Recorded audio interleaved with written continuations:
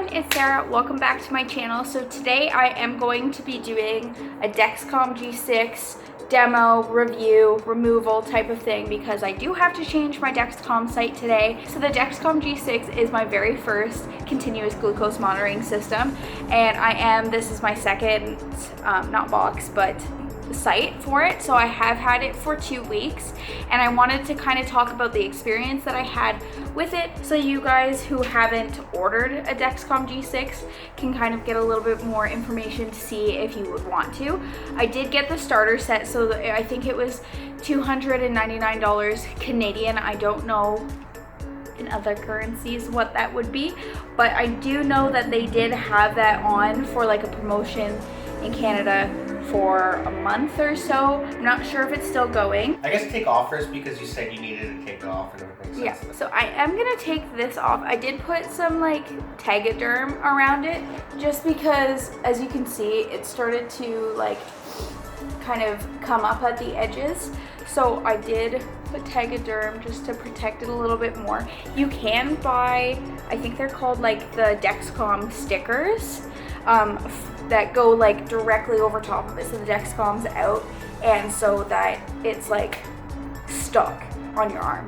But I haven't bought any of those yet just because I was testing it out to see if I want to continue to buy it. So there's all the Tegaderm, and oh, it's still stuck on there pretty good.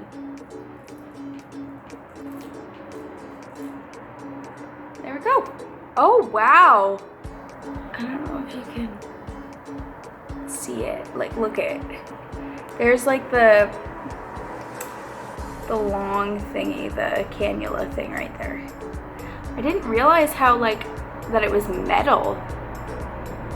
It's metal, Jaden. Like, touch it. Oh. Bubby, you can't eat my box. I'm sorry, you can't eat that. How do you get the transmitter out? I can't get the transmitter out. Okay, I'm gonna try and figure out how to get the transmitter out and then I'll be back. I did get the transmitter out. So this is what the transmitter looks like for it. It's not gonna focus for whatever reason, but whatever. So it's really small compared to the G5. The G5 is like 2 of these put together. I really liked the transmitter. I really liked like the insertion for it when the first time that I did it.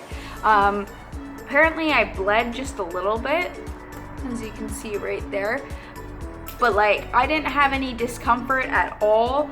Putting it in was really easy. They made it so that it's really hard for you to restart, so you'd have to buy other things. Like with the G5, it's easy to restart apparently. The G6, it's harder to restart. I was able to restart it. It's just a butthole to restart. Before I do the insertion, I'm just gonna talk a little bit about how I found wearing the G6, what my blood sugars were like, how it kind of like changed things for me. So because the G6, it doesn't need a calibration every day, that's really nice. I didn't have to actually manually test my blood sugar for a whole 2 weeks. And that was so nice because it took like the stress and the annoyance and like the tediousness of doing that completely out of it for me. Another really good thing was that I was able to track my blood sugars, and they were able to be like trending for me, like depending on if it was steady, if it was going up slightly high really fast or dropping really fast. The alerts were really nice because in the middle of the night a couple of times it did wake me up because I went really low. Also it woke me up when I went really high because my pump site had fallen out and I was not getting insulin, so I woke up feeling really crappy. I liked the fact that my boyfriend and my mom and my dad could all like share and see like how my blood sugars were doing. So like my mom the other day, when I had gone really low, she messaged me, she's like, hey, are you okay? Like, I see that your blood sugar's like all out of whack right now, and same with my boyfriend. So it was really nice because then I felt like I had like more security and support that way. So that was really nice. Another thing was that it was easier for me to just like keep track of my blood sugar. Like, I didn't have to write everything down. So before, when I was just manually testing my blood sugar, you just get like a snippet of like your day, like 8 to 10 times a day. You get a snippet of what's happening. So when I was able to see how like roller coaster it was at the beginning, it made me realize that like even though I thought I had good control of it, I don't. Like it really opened my eyes to see that like I could have like a straight line instead of like going up and down and fluctuating all the time. I understand why Dexcom is an expensive brand. It's expensive because it works. It's really good. It's like when Apple's expensive. Apple works.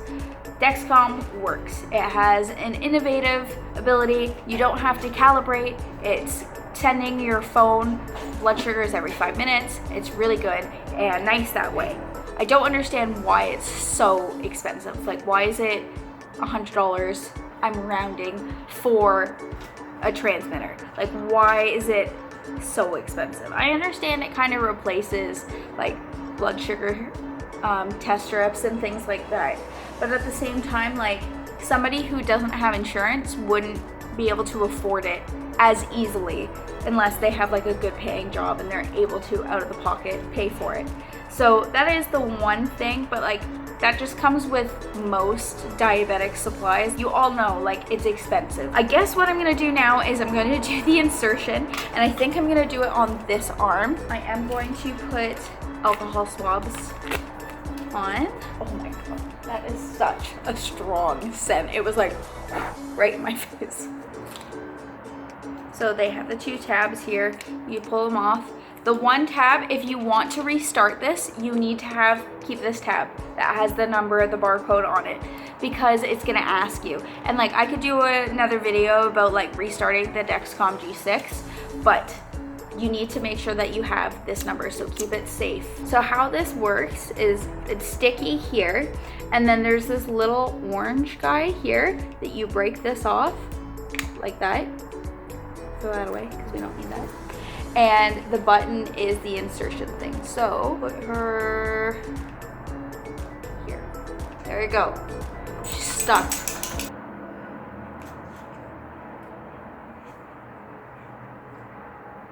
My boyfriend is gonna come and help press the button. Just press it? Yep, press it. There we go. Thank you. So now this is on. That did hurt a little bit more than my first one, but not that bad. There we go. It's on there. And then you take your transmitter and you're gonna slide her right in there. Click her down. Make sure she's all loved and put on there. So we've got my app here for my Dexcom, my number here for the sensor for my Dexcom that I just put in. If you haven't seen this, this is what the Dexcom app looks like. And the gray section is like in range, red is below range, and then yellow is above range. I'm going to press new sensor, and it's gonna give you like the number. So that's that number right there. And I'm gonna enter the code. And I'm going to enter manually, and then the code is 9117. Done. Confirm entry. Confirm it. I've already done this step. Next. Okay, and then we're gonna start the sensor. So basically it's going to do this for about 2 hours, a warm up, and then I'll check back in with you guys when it's all done. Okay guys, so we're back. It's 2 hours later, and I've got my site on still, obviously, and I have this on my app.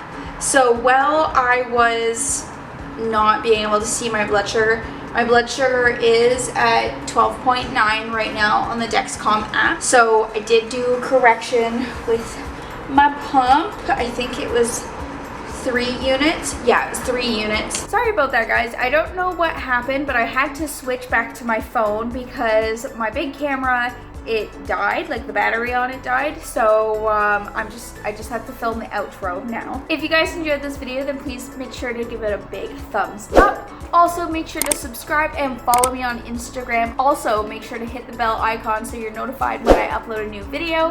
And I can't wait to see you guys next week. Bye.